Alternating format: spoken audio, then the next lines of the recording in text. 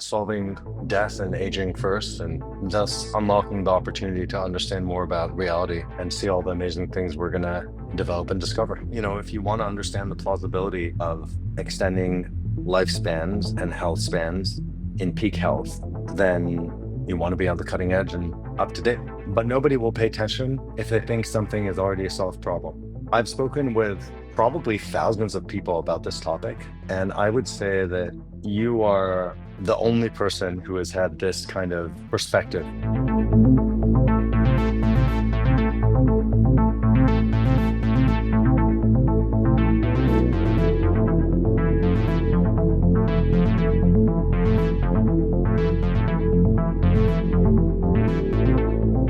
Adam Gries, welcome to the show. What are you most passionate about right now? Still, as always, solving death and aging first, and thus unlocking the opportunity to understand more about reality and see all the amazing things we're going to develop and discover. So, how's the progress on that front? Well, slower than desirable. I can give you one example of an interesting thing that happened lately, maybe two. The first is that New Hampshire passed a law, HB 701, which allows anybody who has a terminal diagnosis to receive any therapy in the state of New Hampshire without necessitating an IND or phase one. And that's very meaningful because most of the companies that develop therapies, once they get onto the pharma pathway of the phase trials, are often naturally pressured to do things that are incremental and therefore less risky, because the whole idea is that if you get through the phase trials and you have the label of efficacy greater than standard of care, you can make a blockbuster drug, even if it's actually very mildly better than what's out there. So that's one really important thing that just happened. Secondly, you may have seen on the news yesterday, it was published that President Xi of China and Putin were talking about how people may live to 150. And Putin commented that with organ replacement technologies, it may even be possible to be immortal. This is literally excerpt, just me from their conversation. So I think it's pretty evident that more things are happening now, alongside the fact that Eli Lilly and Novo Nordisk are both acknowledged GLP-1 agonists as longevity drugs. So it does seem things are moving, but of course, slow. So, what can we do right now? When you say we, who do you mean? And when you say do, what do you mean? Like, what is the scope here? It's a good question. So, I assume the organ replacement technology is not going to be available for quite a while for me. So, so then what is available? I can go and do gene therapies in Prospera in Mexico, right? But yeah, what can I do? Let's say I'm a millionaire, a billionaire, whatever. I have the money and I can travel. What's available for me right now? Yeah, so you're talking about treatments that you can acquire right now. And I would say um, you could look at this as some sort of layered cake where the bottom layers are the conservative level, and then the top layers get very fancy and imaginative. So let's go through these layers. Layer number one, well, optimize your exercise and nutrition. You don't need to be a billionaire to do that. But sometimes when you go to the top grocery stores, it feels like you at least need to be a millionaire. I'm just kidding, kind of. But, getting really great quality food, dialing it in, getting the exercise dialed in, especially when you're not an expert, does cost money and attention, or one or the other. That's number one. And then, of course, sleep and kind of these basics. And the way you optimize them is you want to have diagnostics. A lot of these private diagnostics are coming up recently, whether it's Function Health or Superpower or Mito, and then, Ezra for scanning and Body Spec for DEXA scanning and so forth. And so tying those two together, I would call that the absolute bottom layer. This is the base layer. Above that layer, you have things that are more interventional. And what could those things be? Well, there's pretty good evidence that hyperbaric oxygen treatment can create some benefit for the skin. There's some evidence that tretinoin cream can create some benefit. I use One Skin cream, which is a senolytic cream, and I did an experiment on myself and validated with the Vizia machine that my collagen density and my hydration went up when I used it compared to a control. I did it to half my face. So I used a Korean skin cream, a pretty mainstream one, and then One Skin on the other side, and I did see a difference. These things are already available. They cost a bit of money, but I think they're rather safe by and large. With hyperbaric oxygen treatment, the evidence is clearest for 2 atmospheres of pressure. But at that level, there are some people who have eardrum harm, whether it's like short degree of pain or something worse than that. And so you do want to do this under proper supervision. If you're using a lower number of atmospheres, like 1.5, it's considerably safer based on what I've read. But this is not medical advice. I'm just articulating what I'm seeing and what I'm doing for myself in the overall availability ecosystem. If you look above that, there's stuff which I would bucket in limited evidence. So that could be peptides of various types. The GLP-1s are peptides, right? So a peptide is just a short string of amino acids. There are various ones. There are different claims about what they do. Many of them are not fully established for different reasons, either because they're not patentable or because nobody's gone through phase trials yet.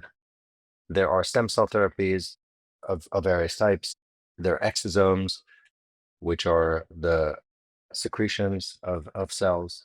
And these kind of therapies I think there's some evidence, some of it is too anecdotal around like reducing inflammation, improving other markers, but I wouldn't touch that stuff unless I had a specific problem and I really went down the rabbit hole to understand which exact clinic is providing the service, where they exactly are getting their materials, how reliable they are, what the historical feedback has been from their patients and the outcomes, etc.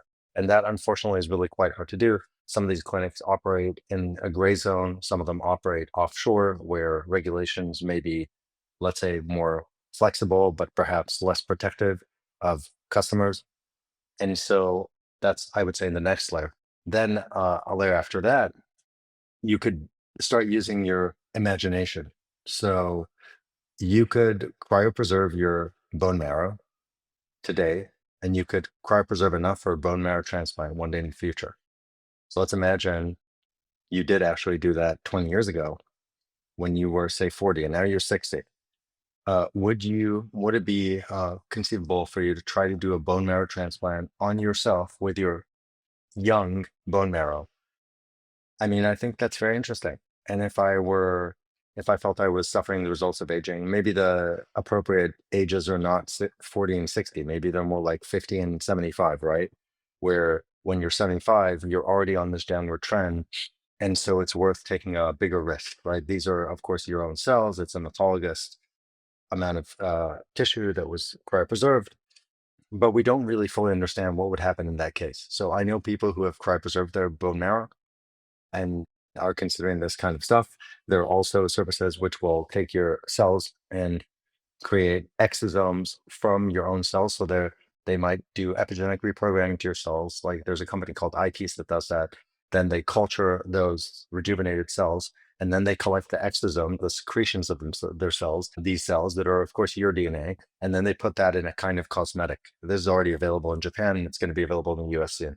So these are some things that I would call like more expensive, more creative. There's a logic for why they might work mechanistically or in common sense. But again, there's almost no evidence and hardly anybody has done this yet. Okay. So like if you think about stem cells, exosomes, peptides, etc., as a lot of people are doing them, but the evidence isn't really clear. Then you could think about these other things, which I would say are a layer above, where they make a lot of sense, but we have almost no data to back it up. So I mean, it's early. Some of these things that are commercial, we're getting more data, and if you have a lot of money, like getting exosomes secreted from your own cells, I imagine is very low risk. So it makes sense that people might try that, but it's expensive. Like I think IP's charges like $30,000 to produce this, and then a layer above that, and now we're talking into what would be mostly, let's say, illegal but possible territory if you're a billionaire and you own private island somewhere in an extraterritorial zone, or you have your own country or whatever. You could probably clone yourself, um, and uh, and then in some format create some embryonic stem cells and collect those cells, and then I'll give you kind of like the very straightforward common sense example that might do something positive. So I asked 5 people, and we're in the US, right, where abortion is legal in many states and less legal in some states. But nowadays, right, you can get pregnant and you can abort your child up to, let's say, month 3, or in some cases, much later than that, right? So we currently, in many societies, give the parents the power to terminate that pregnancy. Now, let's just imagine that instead of bearing just a random mix of DNA from you and your partner, you actually bear a clone of yourself.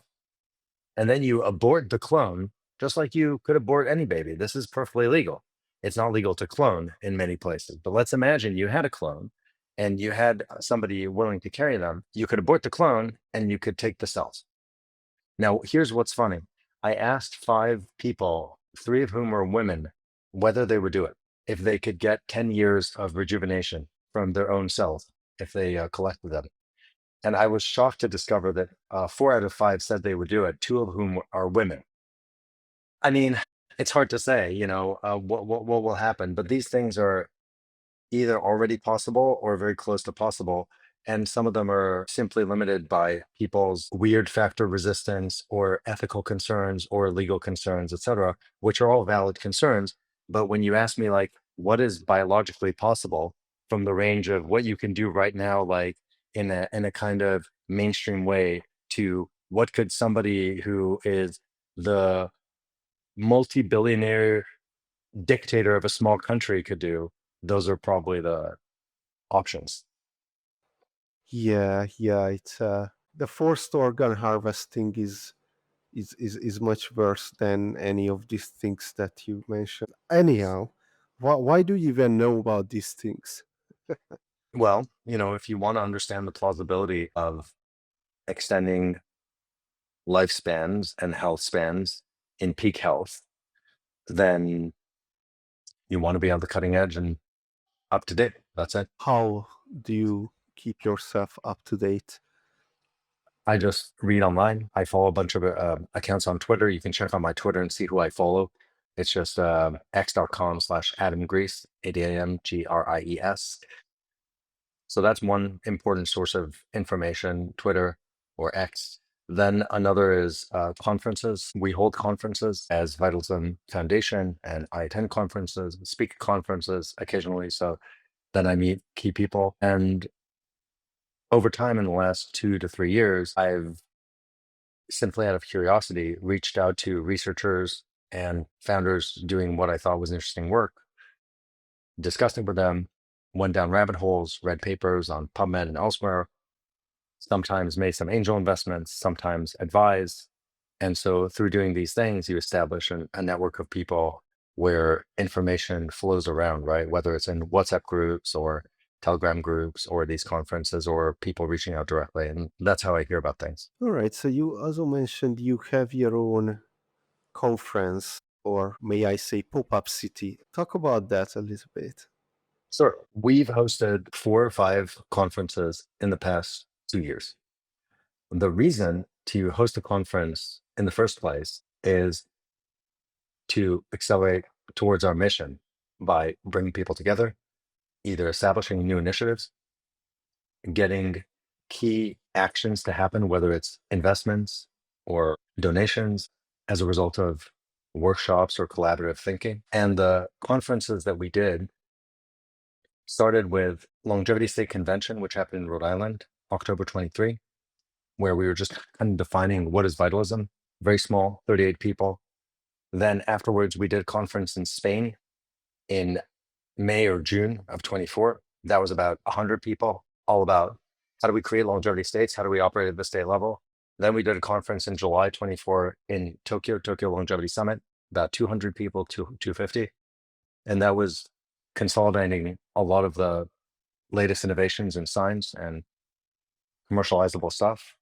And that led us to what you call the pop city, which is Vitals Bay. We believe the biggest scoped longevity event in history, 8 conferences over 8 weeks, where 65 people were living on premises, and something like 1,200 unique people came to the event, many of whom came for multiple weeks. So they didn't just come from one conference, they repeatedly attended. We call it a longevity zone rather than a pop up city, simply because pop up cities often have the quality of residence as the major experience. Whereas in our case, the residents were a minority and the majority were people who were attending specific conferences. The reason we did it was multi pronged. One, the Bay Area had no massive event for longevity, which consolidated all the concerns: DeSci, science, biohacking, policy, AI and bio, investing, startups. And so we asked ourselves, what if we put all of that together? What would the scope look like? And how much co-creation and inspiration could that give and thereby accelerate the system? That was one big important reason. Number two, what if we did something long so that people could build projects while there, and so there would be an opportunity to engage key people, especially in the Bay Area, who would hear about it through their social network. One of the big problems with conferences is that you go to a conference 4 days, 5 days, 3 days, and then you go back. There's no going home and saying, hey, I went to this awesome conference and I met these 3 people. Why don't we hang out together next week? Because those people are gone. They're back to Barcelona or Boston or wherever they came from, right? So the continuity and the length was extremely important to establish serendipity. And then beyond that, we wanted to test the idea that of whether there was enough demand in the Bay Area for creating dramatic change in longevity and bring people who are doers to work together. And so that's only possible when you do something big and pretty long scope. I spent the beginning of this year for 3 months in Prospera, and there was a longevity week and a bunch of longevity events, not only during those weeks, but during the entire 3 months. Of course, I went there as someone with a longevity project, the Longevity World Cup, and many people was asking me to go to Vitalist Bay. Unfortunately, I was the most prominent Bitcoin privacy researcher and developer, and the US, the United States, started to jail Bitcoin privacy developers recently. And so that's not a place I'm going anytime soon. So Yep. anyhow, I couldn't make it to Vitalis Bay, but I guess my question is, what did I miss? There were close to 200 speakers sharing the latest in their scientific, company, and other initiative efforts. There were many highlights. So maybe I'll try to give a concise few bullets of big things or anecdotes. That should be not be easy. No, not at all. But one thing is that an increasing part of the mainstream is interested in engaging on every level of this topic, from investing to improving one's health in the here and now with different tools, whether diagnostics, genome sequencing, or other tools. There's a large degree of optimism that we're going to make progress, but a rather low degree of action to make progress. Maybe that's the most important thing to take away. And I don't know if you felt this when you were in Prosper or elsewhere. I call it the longevity action equation. So we can use an anecdote by asking you about this and then walking through it. What do you estimate the percentage probability is of you personally to live to at least 160 years old as of today, assuming we continue at the present rate of progress? Depends on if I am able to live a disciplined life, then I should say something like 95%. Okay, great. So, given that you believe that probability is high. I think you'd agree that 95% is a high probability. And you seem pretty young, so I would say you at least have another 100 years before you get to 160. I may be assuming here, but you look young, quite younger than 60. What is the rational strategy for you to take in terms of your time and resource allocation? If you just think about it from a utilitarian perspective, what is the rational thing for you to do? And I'm not sure I would think about it from a utilitarian point of view, but I have a strong conviction from the Bitcoin privacy days that everyone is talking. We're talking about Bitcoin privacy, but no one was doing it, and I just come here like a new developer, in the field. I was new to development. I was new to Bitcoin, and well, I could build this. I spent many years on it, and I built it, and I made Bitcoin anonymous Bitcoin usage possible, right? Yeah. So I think the best way to predict the future is to invent it yourself. And okay, so what's the best thing that I can do is that I invent that future myself. And I think I am doing that right now. We can talk about that later, but please continue with your thought experiment. Well, that's fantastic because what I'm hearing is that you may be one of the very few people who has a high level of self efficacy and confidence and agency. And therefore, not only do you think that the odds of making it are high, but you believe that those odds depend directly on your participation in the process. At least that's what I'm kind of hearing here. Is that, Exactly. is that fair? Not the compliments, but the conclusion. Yeah. Yeah. Here's the thing. I've spoken with probably thousands of people about this topic, and I would say that you are the only person who has had this kind of perspective so far. There may be others. And what I have typically seen is that when somebody has a 95% degree estimate of their own odds of making it, and let's say making it means making it to 160, just for the sake of argument, because we could probably agree that if you make it to 160, that probably means that we solved some very fundamental problems in biology, because today we know the maximum is about 120. What the majority of people do when they have that level of optimism is nothing. It's a rational, or at least it seems quite a rational perspective for them. Because if you think that the way things are going, we're on track to reach that without your involvement, the rational thing is to do nothing. If you believe that the probability of making it is less than 50%, maybe quite less, like 30%, but you believe that you can do something about it, but you don't think you can raise it to 95%. Let's say you can move the envelope, you can move it by 20%.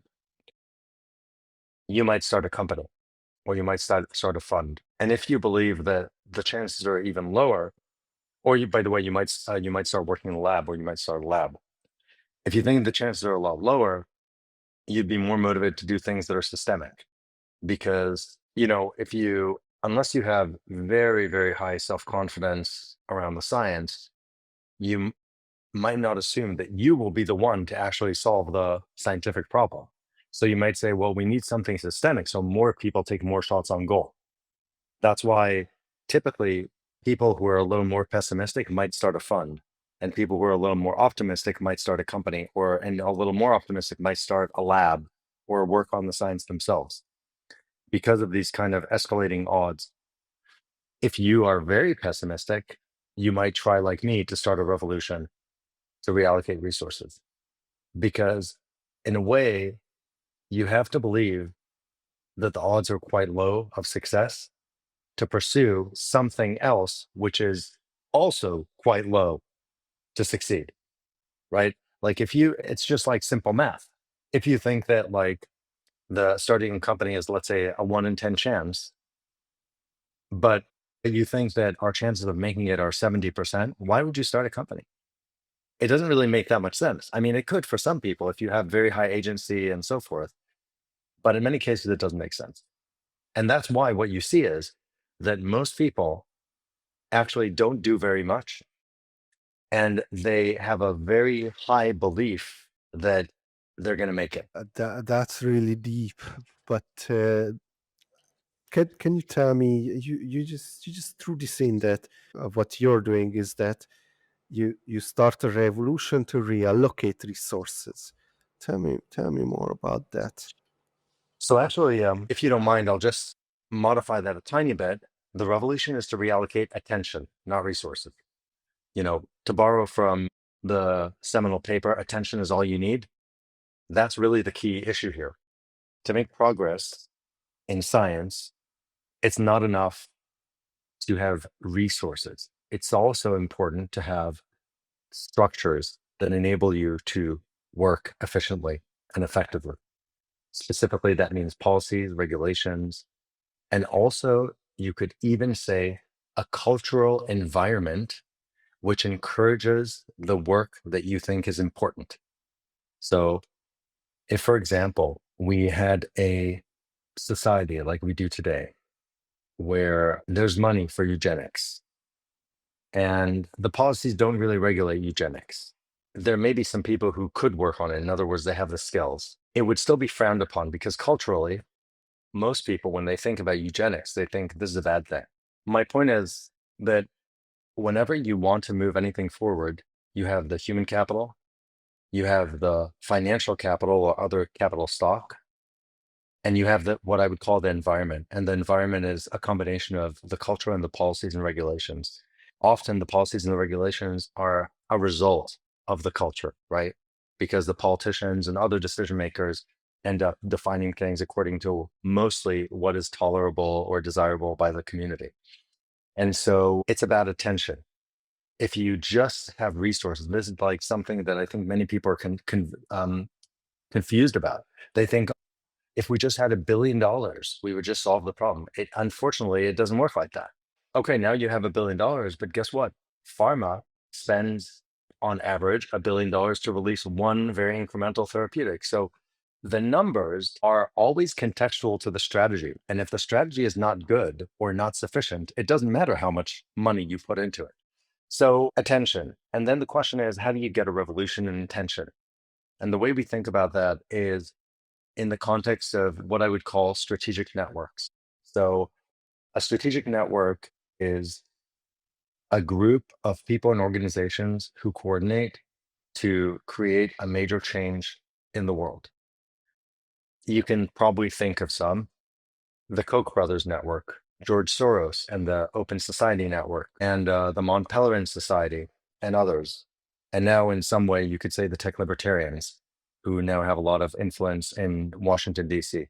So Peter Thiel, David Sachs, Elon Musk, Brian Armstrong, Andreessen Horowitz, and so forth, right?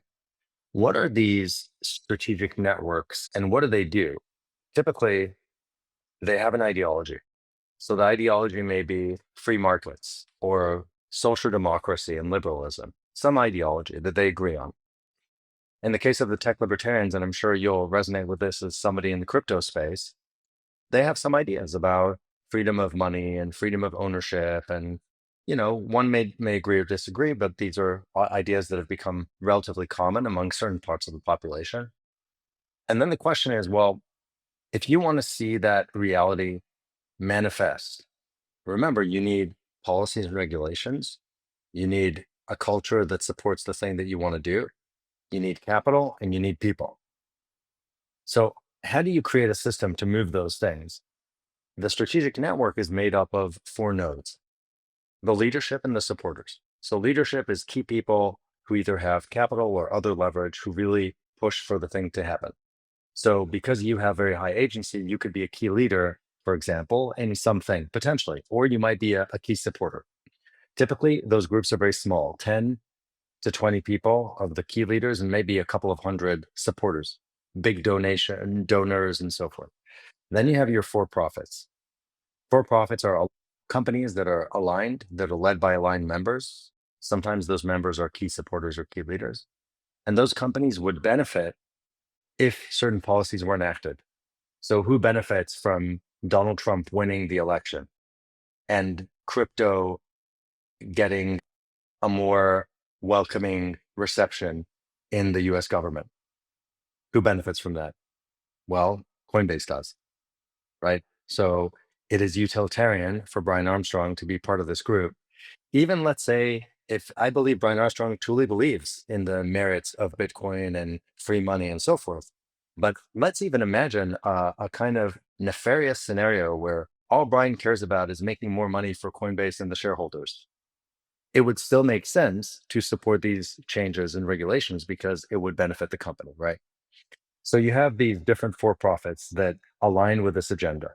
You have policies that benefit these for-profits, and you want to get people in position, in key positions, who are going to make the decisions to make the policies, right? Those people are often in the executive branch. Sometimes they're in the legislative branch. Sometimes they may be also in the judicial branch, depending on the country and how it works. Then you have your nonprofits. Your nonprofits typically spread information and create ideas. What kind of ideas? Well, you might have a think tank that creates a policy around how, safe digital currency should be regulated, for example, right? Well, how does that nonprofit get money? Typically, it gets donation. From where? From the for-profits or from people who are wealthy or the core supporters. So then I'm sure you see how this cycle works. It's a very simple cycle. The leaders in the for-profits create revenue and ideas. They also support the nonprofits, which create policy rafts and promulgate the ideology and create more cultural acceptance. Then key people achieve positions of influence and they implement these strategies. Once those strategies are implemented, more opportunities emerge for the for-profits. The nonprofits become more effective and more high leverage. And so the cycle continues. So today we have these strategic networks for all sorts of things, but we don't have one for longevity. The tech libertarians are close. They have some people in their group who support longevity substantially. But imagine what if we had a strategic network that was supporting longevity as its primary concern? And that's what you're trying to create, Yes. right? All right. What pieces do you have already in place? Well, typically strategic networks have a range of levels of collaboration. So for example, Elon Musk may agree with Brian Armstrong on something, but disagree on other things, right? Like Elon may be like, no, it's got to be Doge coin. Just kidding, but who knows, right? And Brian Armstrong would support something else. But they do need to agree on certain key things. So for us, when we think about leaders who are, let's say, either somehow affiliated or support some of the things that we do, I do think you can mention some of these key people in the longevity space who think that the vitalist ideas are aligned with their own. Like Brian Johnson has said that Don't Die in Vitalism are basically pushing for the same thing. Now, some may feel like that resonates with them and they like to be uh, lumped in the same boat with both those ideologies. Some may not. But the fact that key leaders do feel that way is meaningful. The same could be said about other people who support our efforts, like Peter Diamandis, who attended Vitalist Bay, Jan Tallinn, Tim Urban, and a variety of others. And then some people who are, I would say, more loosely connected, but still support from afar or are involved from afar.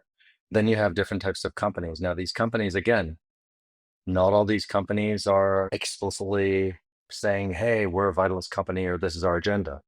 But what these companies do share is the same mission of extending healthy lifespan as much as possible and creating more innovation. Companies like Retro Biosciences, like BioAge, and like many others, funds like NFX or Apollo Health Ventures.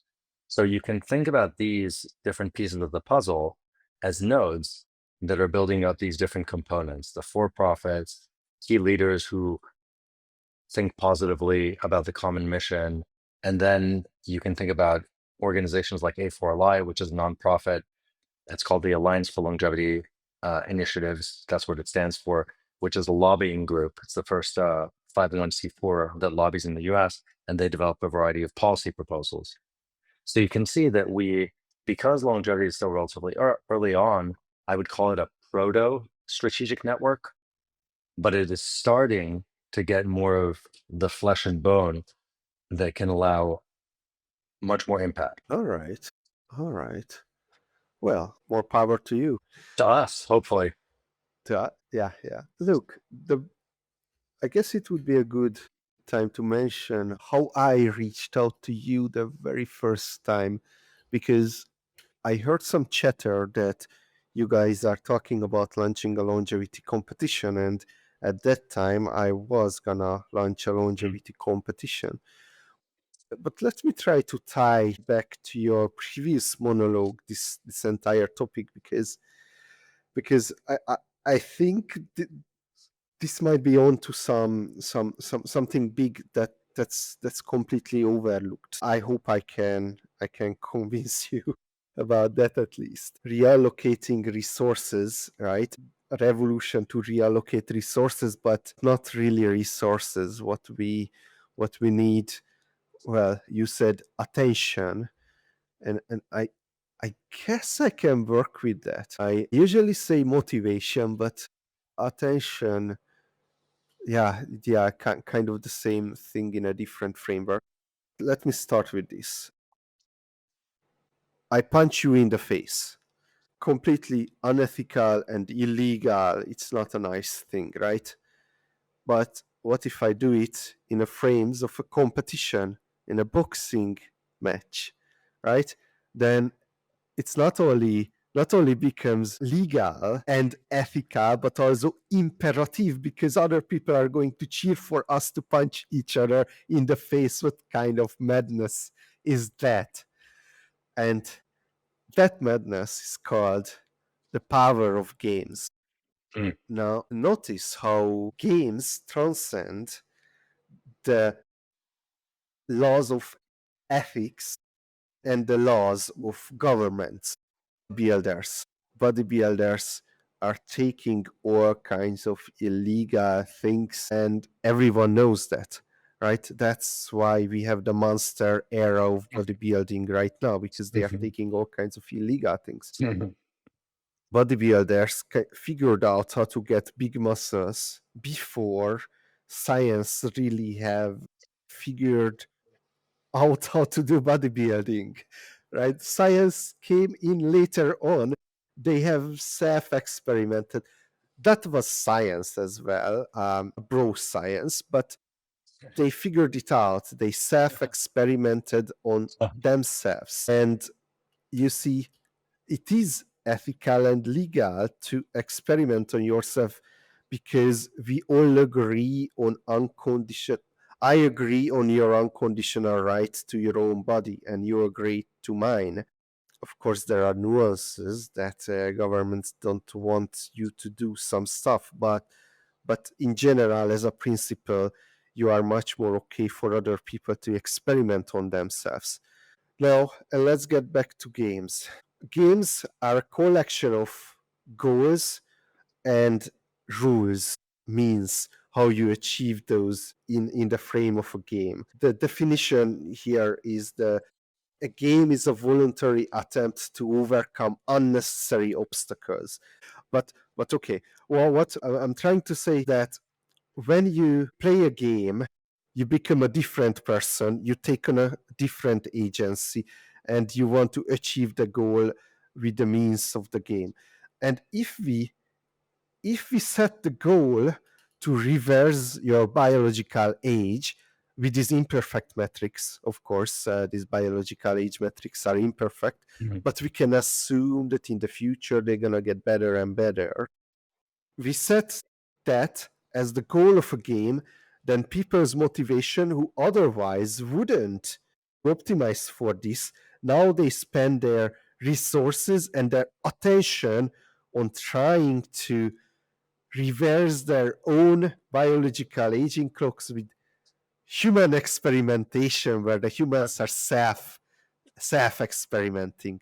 So look, like, I'm just super excited about this, because hey, could this be the key to longevity escape velocity? You know? I mean, look, it's a little hard to say. I'll give you an example, a counter example. So wouldn't you say that the economy itself is a type of game? But the game also has, let's say, utilitarian purposes. So if you grow crops in a field, your goal is to have food. And if you have more food, you have more money. And because you can sell that food. And if you have more money, that gives you more optionality, right? To do whatever you want. So that's why money is such a powerful motivator, because it's this fungible thing which can allow you to translate any desire that you have or manifest it, right? In a accelerated manner. So in history, for obvious reasons, farming had become more productive, right? Everybody was competing to produce more from their farms. I mean, would you agree with that? That by in general, in the market for produce, everybody who had a farm had a built-in incentive to make the farm more productive, more efficient, more lucrative. Yep, of course. And yet, it took Fritz Haber, who was a scientist affiliated with the university, to discover fertilizer. It wasn't somebody who was trying to optimize their specific farm who discovered fertilizer. Innovation can happen in different ways. Now, it's true that this kind of self experimenting, incremental innovation has a role and it can work and unlock incredible things. And also at the same time, there are certain types of innovation uh, and discovery that happen when you take more of a first principles approach and you're just doing the mental work to try to research a thing, understand it better, and you're not necessarily, let's say, a practitioner in the same sense. So, borrowing from your bodybuilding example, if we just rely on bodybuilders and we don't have scientists who are sitting there investigating muscle tissue, trying to understand why it grows the way it does, why certain animals are the way they are by doing biological assays and biopsies and analyses and so forth, we may only get so far. And that's why I feel like we need both in the case of longevity. If we want to make progress, we need to unlock self-experimentation and other types of experimentation so that the tempo of learning is much higher and that the individual agency and incentives are better placed. So that feeds exactly into what I think you were describing. And we also, and this is all related to this notion of attention. We also want to get the resources and the support and the context for the people who are going to do, let's say, fundamental research, first principle kind of imaginary scenario exploration, so that they can do that stuff. And it's likely, in my mind, that both will yield different types of progress. And by the way, I'm not saying one is necessarily gonna more likely to yield something better than the other. There's like something where you could say, well, if you self-experiment with the tools available to you, so you don't have a lab where you're synthesizing some crazy thing and you're doing some gene therapy, or whatever, right? How far can you get? Will you get a step function innovation? Will you discover like a new theory of gravity by doing self-experimentation in terms of the level of kind of discovery or change? I don't know the answer to that, but I strongly support having both. And by the way, maybe this is a segue because you asked initially, what am I most excited about? One thing that's like a virus that can't let me go is this idea of removing the efficacy test from the FDA and EMA and regulatory authorities. If the regulatory authorities are not in the business of evaluating efficacy, the cost of getting new interventions to market will plummet. And then people can do the stuff that you're describing as self experimentation. Because at the end of the day, only a small number of people are willing to break the law. Yes, if you're a bodybuilder, maybe you're willing to break the law. You take the steroids, you know they're illegal, et cetera, et cetera. But why are we making it so difficult for people to self experiment? The FDA should not be the judge of what something is effective or not and what kind of combination. It should only test for safety, like it did before 1962. From 1938 to 1962, the FDA was only evaluating safety, not efficacy. And the price of drugs was a lot lower. So people could do this kind of experimentation. And that changed dramatically. No, I think I even have a more anarcho-capitalist radical opinion on the FDA than you do. But let me try to argue instead of agree. Okay, Sure. so let's say say, the FDA and all these regulatory entities get out of the way. I agree there would be a huge boom of innovation, but still, why would anyone experiment on themselves? They wouldn't experiment on themselves in the same way that maybe a biohacker would, in a kind of high agency way, to kind of win a game. So their motivation would be somewhat different, but they would be experimenting in the sense that, imagine you're a company and you're trying to build muscles faster. You release a treatment. Nowadays, if you want to get that treatment to the market, you have to have a disease that you're working against. So sarcopenia or some other disease. You have to pass phase one, phase two, phase three, and that's going to cost $100 million, and it's going to take 7 to 10 years. And only then, if it works better than the state of the art for that disease compared to a standard of care, will you be approved by the FDA. And then the payers, the insurers, will pay for it. But it's not like there's some open market there. If you've already spent 7 to 10 years and $100 million or more to get your drug to market, by the way, mostly the founders of the company are not even involved at that point, because often the asset is bought midway by pharma, which is also just like, think about the issue here, right? You have essentially these founders who developed an innovation. They want to get it to people. Then they reach a certain point in the development of that thing and they can't take it further because they don't have enough money. Then pharma takes it over. And then pharma's goal, and this is not like to say pharma is bad or good, it's just like how the economics work, is to make sure that that thing gets through phase three so that insurers will pay for it. And that means they have to focus on the indication, they have to show it's better than the standard of care, and then it gets to the market. My point in this story is that if you had a much lower bar where you could get into humans right after phase one, you would have the following positive results. The founders would often still be in control.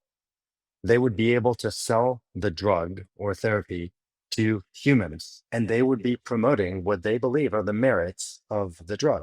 They won't be able to make certain types of medical claims, perhaps, because they wouldn't have efficacy data yet. So there might still be some restrictions on it, but they would be in the marketplace to promote their thing. You see what I mean? And that's very powerful, because the number of people who are like, hey, I want to grow bigger muscles, I want to be like a beach body guy, but who are not going to be like quote unquote biohackers who participate in competition, is much, much higher, maybe 10x to 50x higher.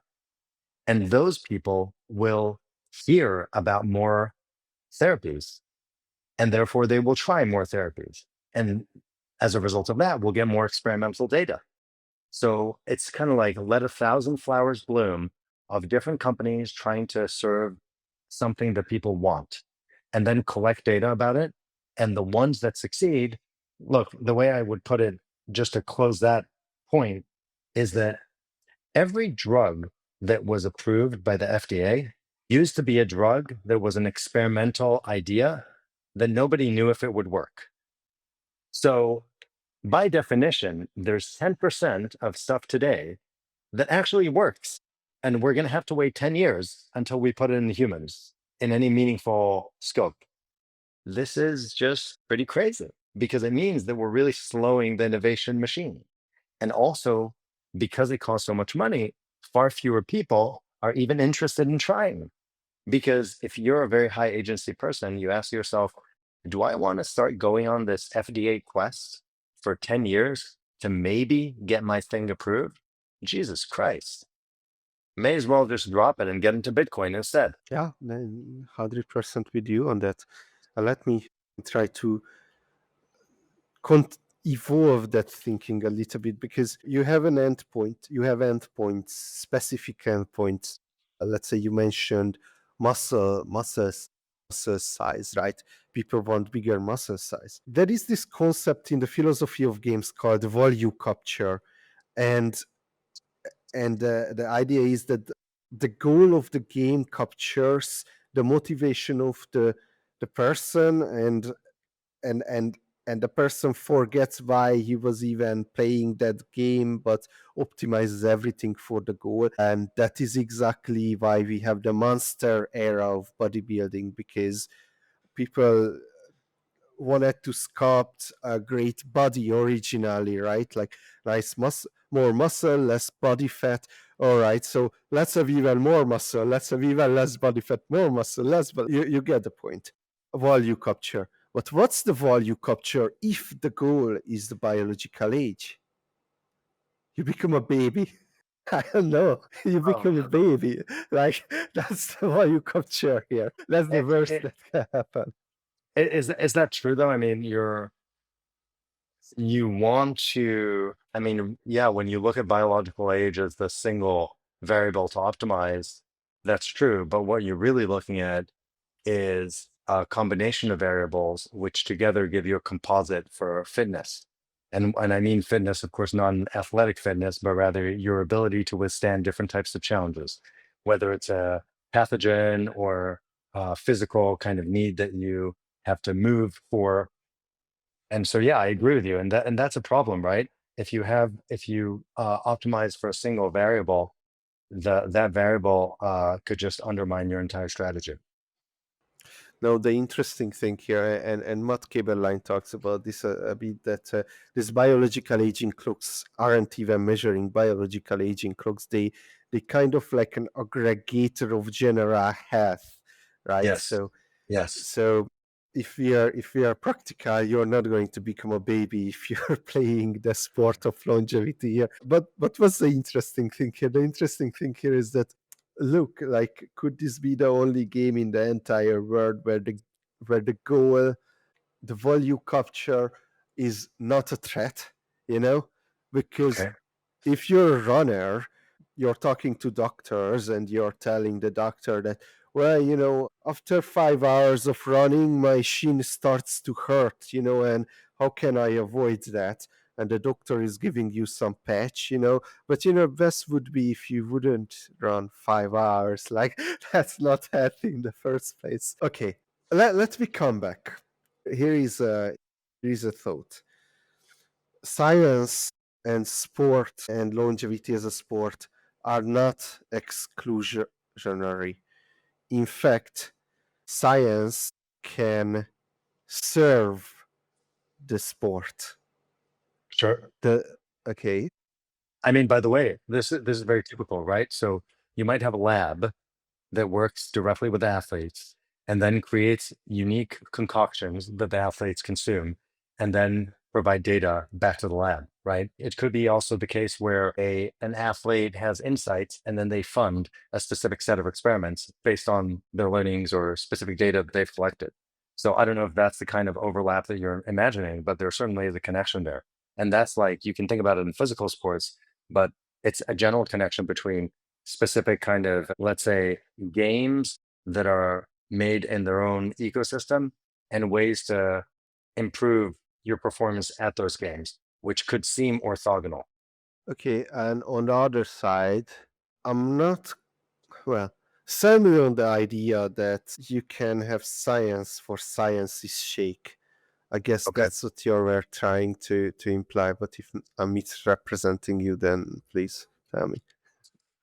No, I don't think it's like, look, science for science's sake. What does that mean? Understanding more about the true nature of reality, being able to manipulate reality in some way.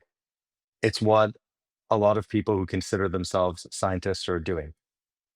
Now, depending on how theoretical or practical you are, probably the more theoretical, the more you might be thinking that you're just trying to understand truth and you're less about what the implications of that are.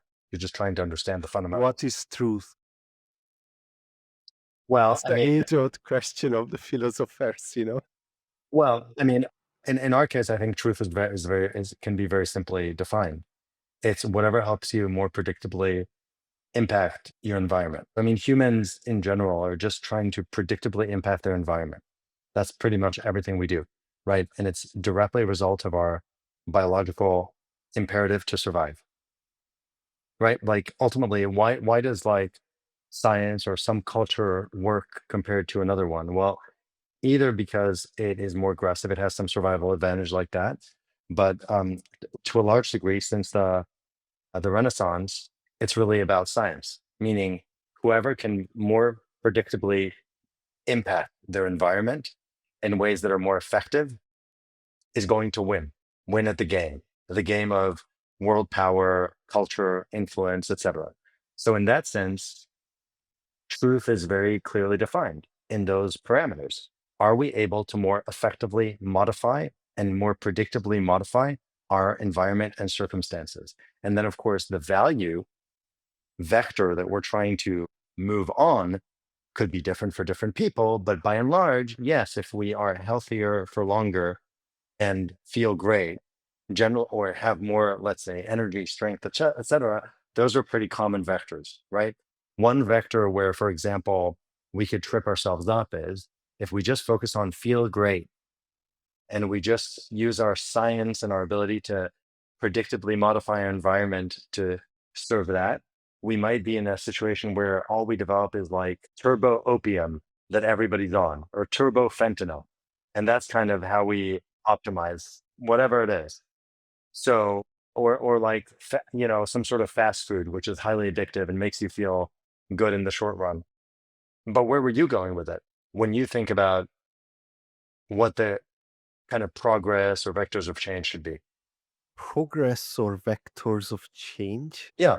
So like if we're talking about games, we're talking about how people kind of focus on different things. And if you put attention somewhere, then more people will work on that thing. And we were talking about how like some scientists may be thinking that they're seeking the truth, they're just operating from first principles. And other scientists are just trying to implement something. So they're just saying, hey, this thing doesn't work in the world. How can I just make it work? They're not trying to find out some new truth necessarily in the world or some fundamental truth. It all lives on a spectrum. But when we think about innovating for longevity, we have to operate at all these levels. And that's why it's really about attention. Oh, that's exactly what my theory is going with, right? Attention, the motivation, the goal orientation. If you you take a bunch of people who are laser focused on the single goal of reverse engaging, then you're going to get a bunch of work on the single goal of reversing aging, right? They Exactly. are going to pool their resources. The spectators are going to pool their resources to work on this single objective of reversing aging. So again, like you don't even need to raise money by yourself in this sense, because whatever money is needed, the nodes, the sportmen are the ones who are trying to the best of their abilities to get them. That's exactly right. But nobody will pay attention if they think something is already a solved problem. Yeah, yeah, yeah. That's right.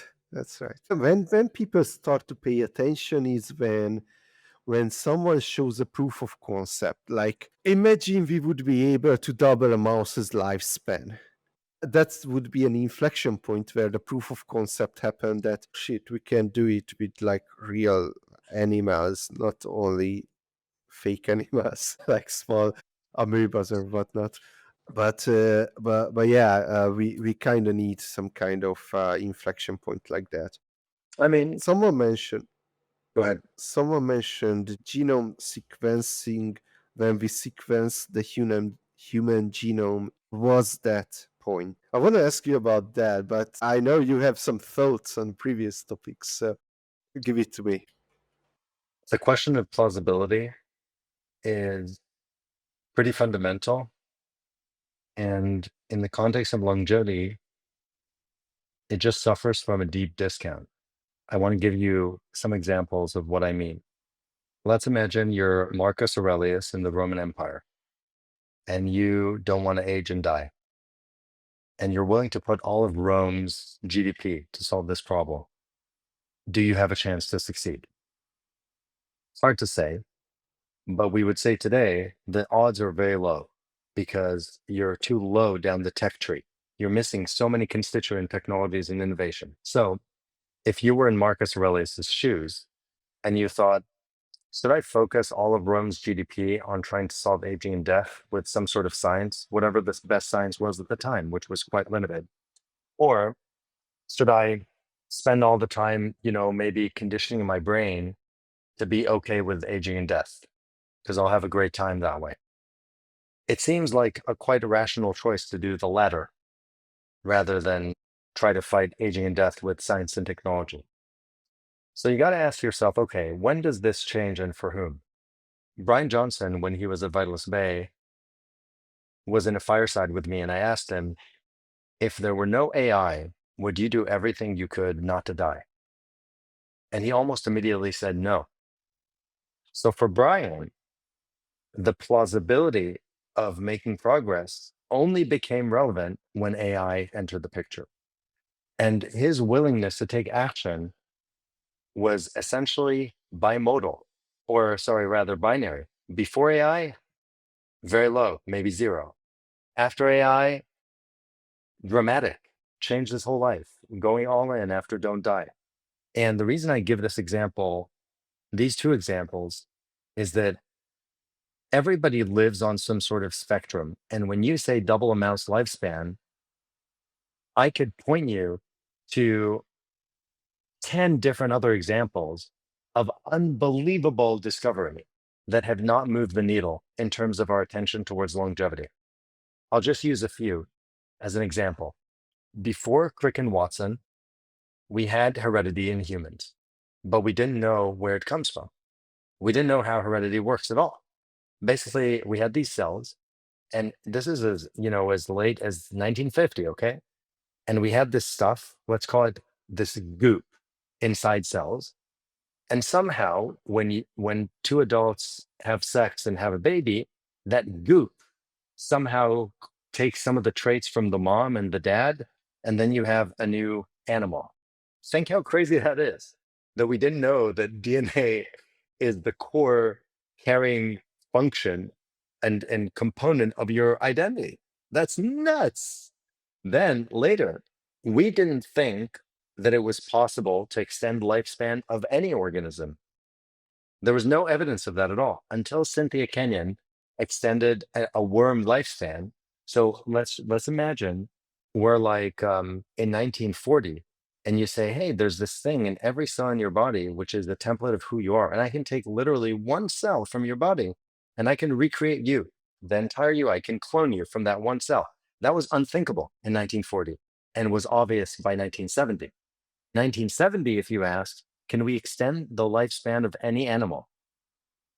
Probably a lot of people would say no evidence of that. Could be impossible. And then in 1990 or 1990s, Cynthia Kenyon showed it was possible. She doubled a worm's lifespan. And since then, we've shown that it's possible to dramatically extend with small interventions at the genetic level, multiple types of animals' lifespans. Before Dolly the sheep, if I told you, so now we're talking about the retention of the data of youth and the youthfulness.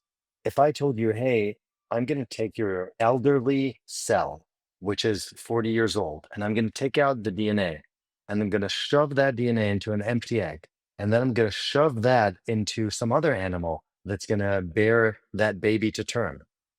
And I asked you, is that baby going to have a normal lifespan? Or is that baby going to have a shorter lifespan?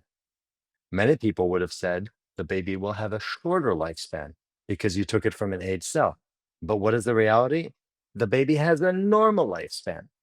So Dolly the sheep famously died young, but it was just coincidence. In fact, with cloning, the animals that are cloned have normal lifespans. Think how crazy that is.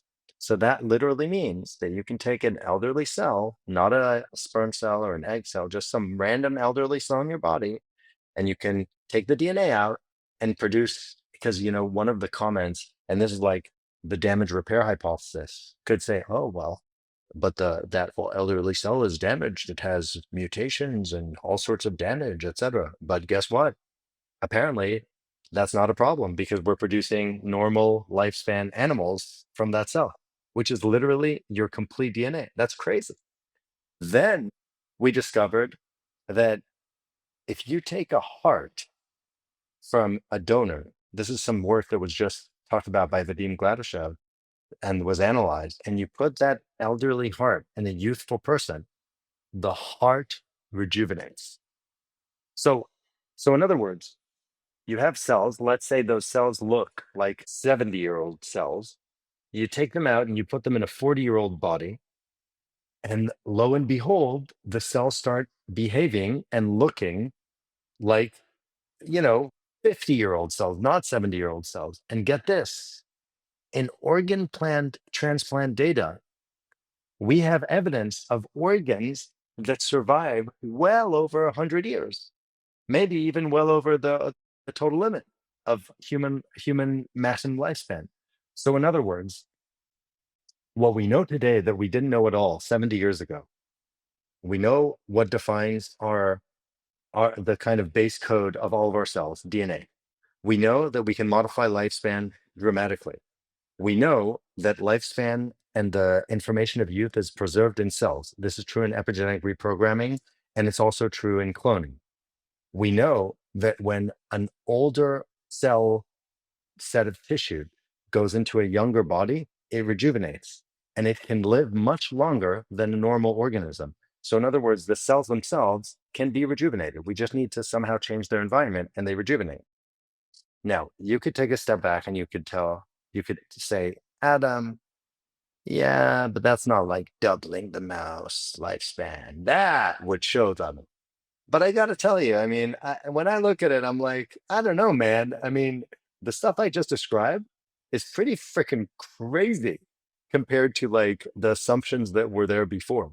And yet, we don't see an explosion in intention and capital towards longevity, which tells me that the plausibility question, even though it's not fully a confabulation, it's not fully an excuse, to some meaningful degree, it's an excuse, meaning that people say, oh, often they'll say, I don't think it's possible. But really, what they mean is, I don't want to think about it. Because the evidence that it's much more likely possible than ever in human history, by far, is overwhelming. Yeah, therefore, only a mainstream sport of longevity can ever make it possible. Okay. Wow, that was one of the best episodes that I've ever done. Thank you very much for coming here today. My final question is the same question I'm asking everyone. What's one thing you strongly believe to be the case, but very few people agree with you on?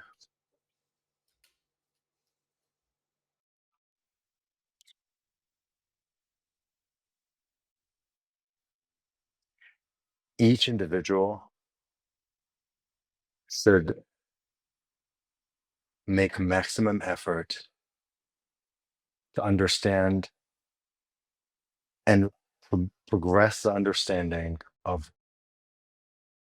why the hell we are here. And they should do their maximum to help achieve that goal. So, what I mean by that is at the deepest level, what is this reality? What is the nature of consciousness? Why does this world exist? What is this world? That should be the goal function of every single individual individually, meaning that they can't allow themselves to age and die because they need to figure it out themselves and they need to participate in this in the process of finding it out. And it should be the goal of society at large. This is something that almost nobody agrees with me on. Where can people find you or follow your work?